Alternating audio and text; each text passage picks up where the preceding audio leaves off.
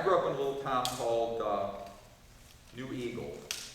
And as the story goes from my grandfather, who's no longer with us obviously, that New Eagle really started across the river,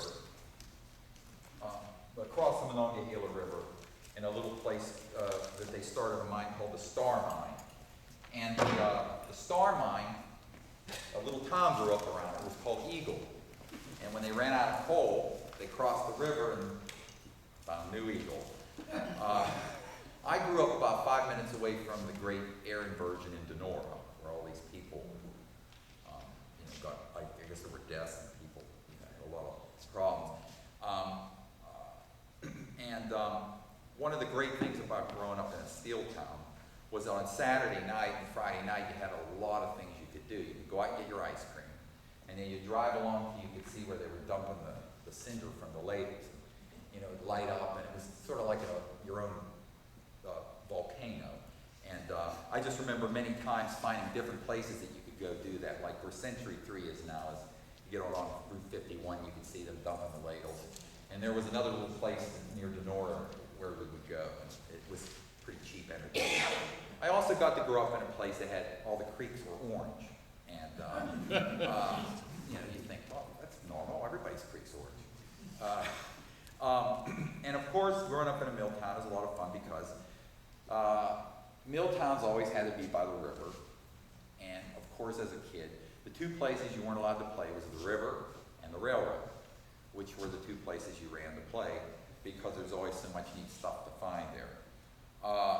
The sad story about all this is I grew up in a thriving little town that had a hardware store, that had its own movie theater, bakery.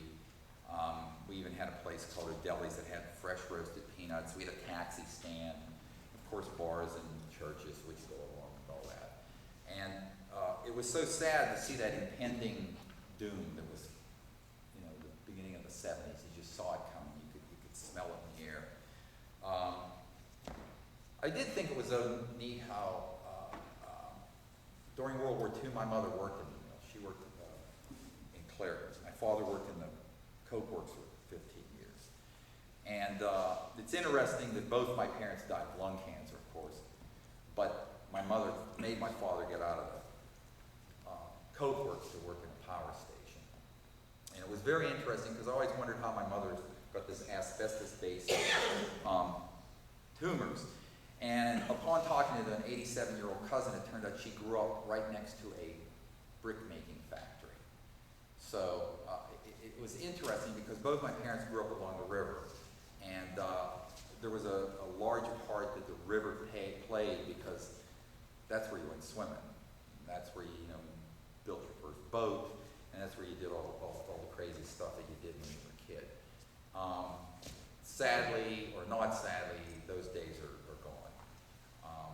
And I guess the final nail in the coffin to finish this whole circle of where I've come and gone, I knew that when all my neighbors could afford 4x4s and their own boats, that the people at the top were not going to be too happy that these people were making that much money.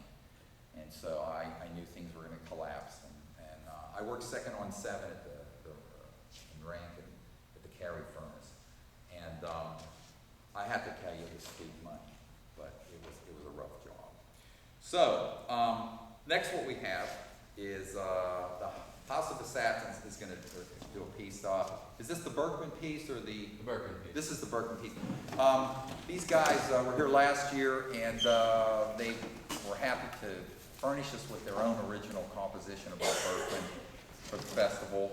And without further ado, the House of Assassins.